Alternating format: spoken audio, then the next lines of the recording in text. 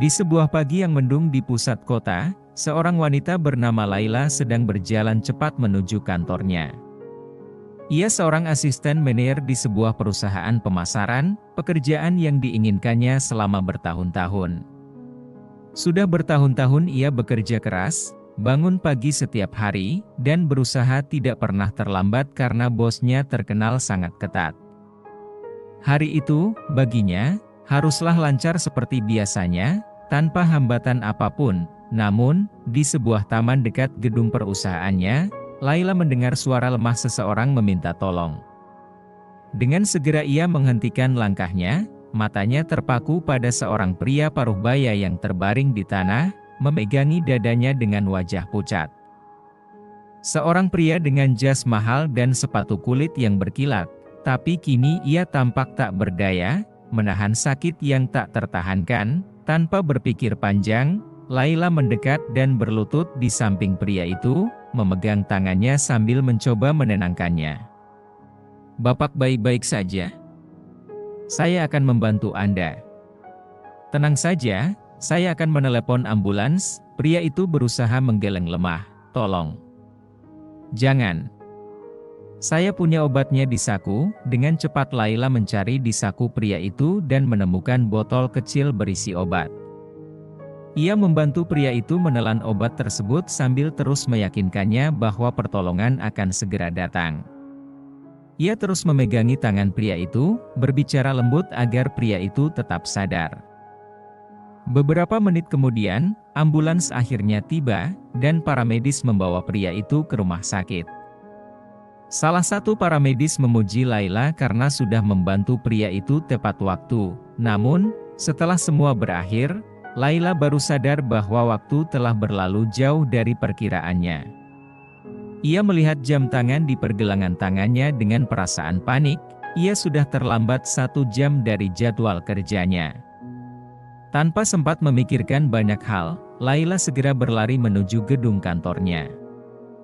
Saat tiba di kantornya, nafasnya masih terengah-engah. Tapi setibanya di meja resepsionis, ia dihadang oleh seorang pria berjas hitam. Atasannya, Pak Ridwan, yang wajahnya sudah tampak penuh kekecewaan dan kemarahan. "Laila, kamu terlambat 1 jam tanpa pemberitahuan. Kamu tahu aturan perusahaan kita sangat ketat, kan?" Katanya dingin, tanpa memberinya kesempatan untuk menjelaskan. "Pak Ridwan, saya mohon maaf, saya terlambat karena ada seseorang yang..." Laila mencoba menjelaskan, namun dipotong dengan cepat. "Saya tidak butuh alasan. Kamu tahu sendiri, di sini tidak ada ruang untuk ketidakprofesionalan. Mulai besok, kamu tidak perlu datang lagi," jawab Pak Ridwan tegas, tanpa memberi kesempatan sedikit pun. Hati Laila seketika hancur. Pekerjaan yang selama ini ia perjuangkan begitu keras, hilang begitu saja hanya karena ia terlambat. Setelah mengumpulkan sisa-sisa keberanian, ia hanya bisa mengangguk, dan dengan langkah lunglai, meninggalkan kantor. Sore itu, ia pulang ke rumah dengan perasaan yang berkecamuk. Ada kebanggaan kecil karena telah menyelamatkan nyawa seseorang, tetapi juga rasa hancur karena kehilangan pekerjaan yang selama ini menjadi impiannya. Keesokan paginya, Laila datang ke kantor untuk mengemasi barang-barangnya. Ruang kerjanya yang selama ini menjadi tempat ia menghabiskan waktu, tempat di mana ia bermimpi dan bekerja keras, sekarang terasa begitu sunyi dan asing. Ia mengemas semua barang dengan hati yang berat. Tepat saat ia menutup kotak terakhir, terdengar ketukan di pintu ruangannya. "Laila, saya tidak menyangka akan bertemu Anda lagi dalam kondisi ini." Laila mendongak, dan di ambang pintu berdiri pria yang kemarin ia selamatkan.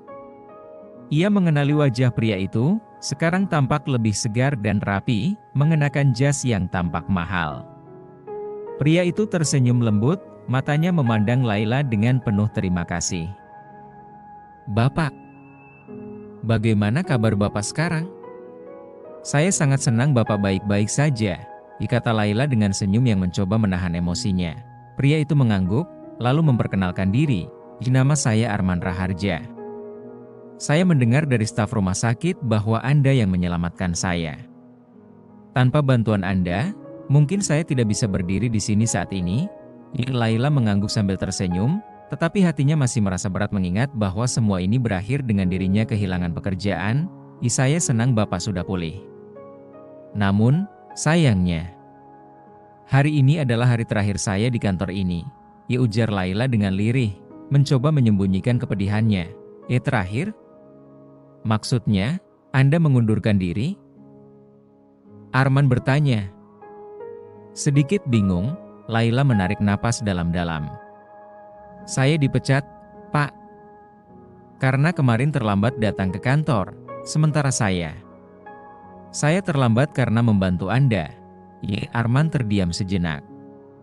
Wajahnya berubah serius, dan kemudian ia tersenyum tipis. Baiklah. Jika begitu, bolehkah saya meminta Anda ikut bersama saya sekarang? Saya punya sesuatu untuk ditunjukkan. Tanpa sempat menolak, Laila mengikuti Arman keluar gedung. Mereka berjalan menuju gedung yang megah tak jauh dari kantor lamanya. Saat tiba, Laila terperangah melihat tulisan besar di pintu gedung itu, PT Raharja Global, perusahaan besar yang selama ini terkenal sebagai salah satu perusahaan terbaik di bidang pemasaran. Arman mempersilakan Laila masuk ke kantor utama, dan mengajaknya menuju ruang rapat besar.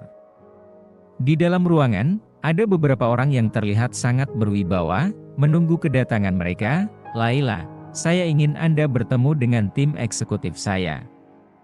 Mulai hari ini, jika Anda bersedia, saya ingin Anda bekerja untuk perusahaan kami, kata Arman dengan suara hangat namun penuh otoritas. Laila terkejut, mulutnya sedikit terbuka. Bapak, apakah Bapak serius? Arman mengangguk, tersenyum lagi. Laila, Anda telah menyelamatkan nyawa saya, dan saya melihat dalam diri Anda keberanian, integritas, dan kebaikan hati yang luar biasa. Anda adalah orang yang tepat untuk posisi ini. Saya yakin Anda akan melakukan hal-hal besar di perusahaan kami. Ia tak mampu menahan air mata haru. Laila menerima tawaran itu dengan hati penuh rasa syukur. Ia menyadari bahwa meski melalui pengorbanan dan cobaan berat, kadang takdir memiliki rencana indah di balik semua kesulitan. Di perusahaan baru itu, Laila tidak hanya memperoleh posisi yang lebih baik, tetapi juga mendapatkan seorang atasan yang benar-benar menghargainya. Hari itu, hidup Laila berubah selamanya, dan ia tahu bahwa ia berada di tempat yang seharusnya.